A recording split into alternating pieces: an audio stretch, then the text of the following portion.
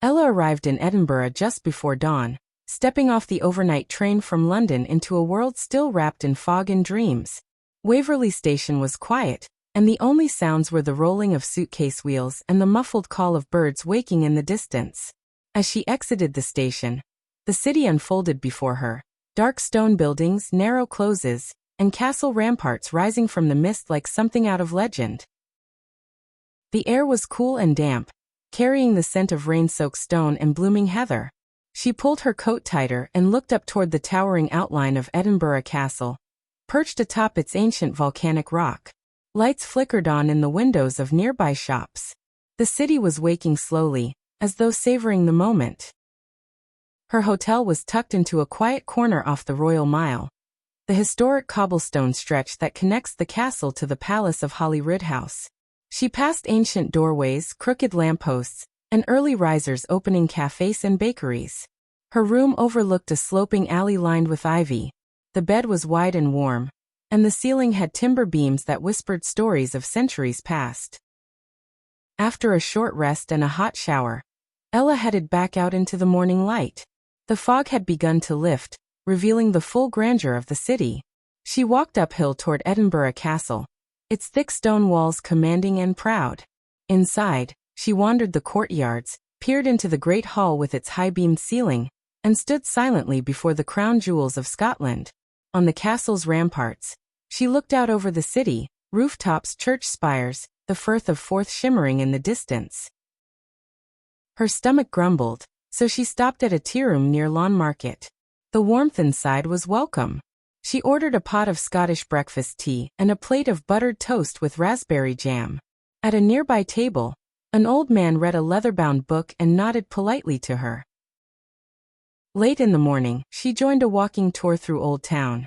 Her guide, a red-haired woman in a green plaid scarf, led the group down steep stairways, through hidden alleyways called closes, and into courtyards where the city's ghosts seemed just a whisper away.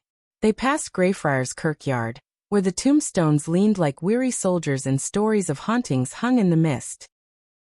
The guide told tales of philosophers, rebels, and poets.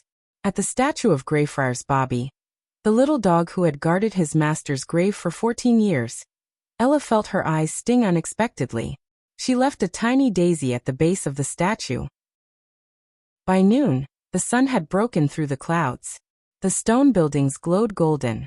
She strolled through Victoria Street, the curved row of rainbow-colored shops filled with bookshops, boutiques, and woolen scarves. She stopped to try on a hand-woven tartan shawl, choosing one in deep blue and forest green. It felt warm and grounding. For lunch, she ducked into a traditional pub with stained-glass windows and the scent of malt in the air. She ordered cullen skink, a creamy soup made with smoked haddock, potatoes and onions, and oatcakes on the side. It was hearty and rich, the perfect meal for a cool day. After lunch, Ella made her way down the Royal Mile toward Holyrood Park. The road grew quieter as the buildings gave way to green hills and ancient rock. She paused at the gates of the palace of Holyrood House, then continued toward Arthur's Seat. The climb was steep, but invigorating. The wind tugged at her scarf and filled her lungs with cold, wild air. The path curved through gorse bushes and rocky outcrops.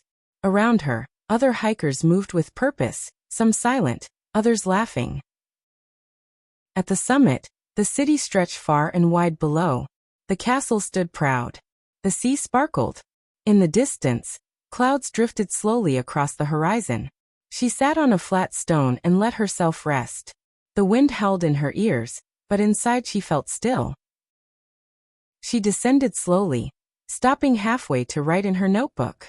Her handwriting wobbled with the breeze, but the words came easily. "This city speaks," she wrote, "and I am learning its language." In the late afternoon, she explored the new town, where Georgian architecture stood in perfect order. The contrast with Old Town's medieval maze was striking. She visited the Scottish National Gallery and lingered in front of a painting of stormy seas and distant light. It reminded her of the way Scotland made her feel, powerful, ancient, and full of mystery. As dusk fell, she returned to her hotel to change for dinner. She chose a candlelit restaurant nestled beneath the street, its vaulted stone ceiling adding to the sense of timelessness. She ordered venison stew with neeps and tatties, turnips and mashed potatoes, and a dram of whiskey to finish. The flavors were bold and deep, as if drawn from the very land. After dinner, she followed the sound of music into a nearby pub. A folk band played by the fire, their fiddles quick and voices raw with joy. Locals clapped, stomped, and sang.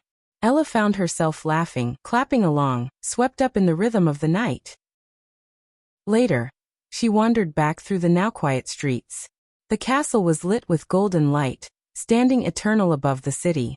She paused on a bridge overlooking the valley and breathed in the scent of heather and history. In her room, by the soft glow of a bedside lamp, she opened her journal. Edinburgh, she wrote, is carved in stone and shaped by story. It holds time in its hands and offers it to those who listen. She closed her journal, pulled the tartan shawl over her shoulders, and slipped into sleep as the wind whispered across the rooftops and the city held her gently in its dreams.